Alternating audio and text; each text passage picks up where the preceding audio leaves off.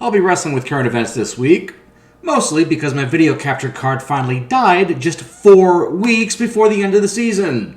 Yet, as it turns out, the wrestling world is on fire right now, and the news couldn't have come at a better time. You see, I've been a fan since 1988, and the business I fell in love with back then is nothing at all like how it is now. WWE has quite literally become a musical, complete with fans singing along whenever their favorites come out. Meanwhile, on the other channel, this money mark hasn't met a video camera he didn't like, while he thinks everything he does is somehow altering time and reality. Enter CM Punk, who returned to WWE at Survivor Series after a 10-year absence. Triple H is a smart guy. Not only did he offer a deal to one of the most talked about wrestlers of all time, but the timing of it was perfect. I was watching Survivor Series and I just wasn't enjoying it. The Women's War Games was tremendous, but once the news broke that Randy Orton was missing, myself, everyone in the arena, and everyone watching on Peacock was expecting CM Punk. This took away from every single match on the card, including the main event, and once Orton finally did show up, it felt like a letdown. Then the music hit, and I yelled just about as loud as everyone in the arena. It was the best kept secret since Hogan turned heel at Bash at the Beach, but leave it to idiots like Dave Meltzer to already know how much Punk signed on for and whether or not he has creative control. You thought the fucking guy was turned down until Survivor Series went off the air. Now you suddenly know about every bell and whistle in his contract? Fuck you, Dave Meltzer. Come on.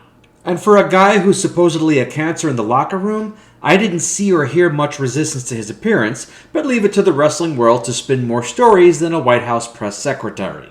Within 12 hours, social media was burning with stories about how Seth Rollins was particularly upset with the spot, and video clips surfaced of him shouting out threats and obscenities. Reportedly, this was a candid reaction to a spot he knew nothing about, and he was extremely displeased with CM Punk showing up at the event.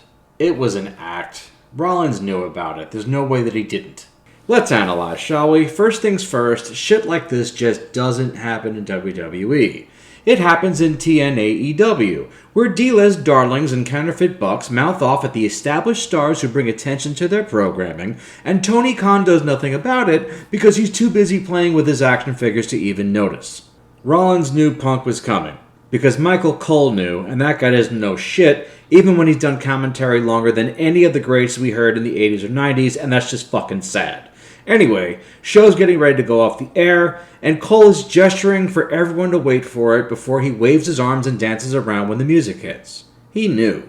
Third, maybe Vince McMahon was right, and you all do have short attention spans, because when Seth Rollins and The Shield were called up to Raw, they quickly found themselves in a program with CM Punk.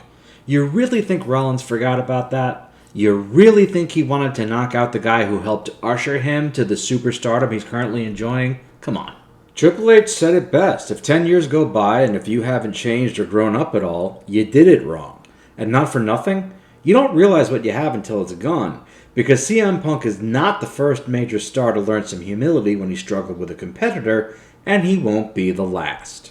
With that said, the only people truly angry about his return are the same people who desperately wanted him to leave TNAEW.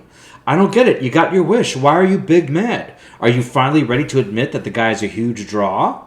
Are you finally ready to admit that the guys who pushed him out are selfish, arrogant, and uncoachable, and conspicuous by their absence? You're not fooling me, Bucks. We all know why you're off TV right now. Your attitude and behavior drove CM Punk and Cody Rhodes, who created the fucking jobs you have, right back to the big evil empire that's supposedly hated by everybody.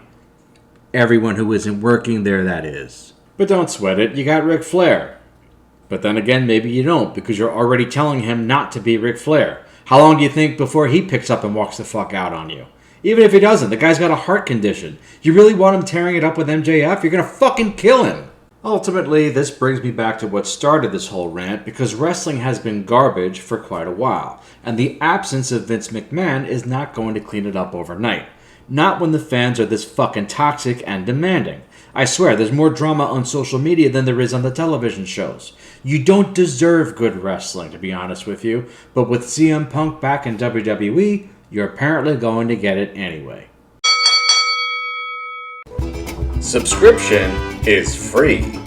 And be sure to share this video and treat yourself to some Lucha Review swag at my Redbubble store. Shirts, buttons, stickers, and other fun items are waiting for you in the link below. Thanks for the hot tag, and I'll see you next time.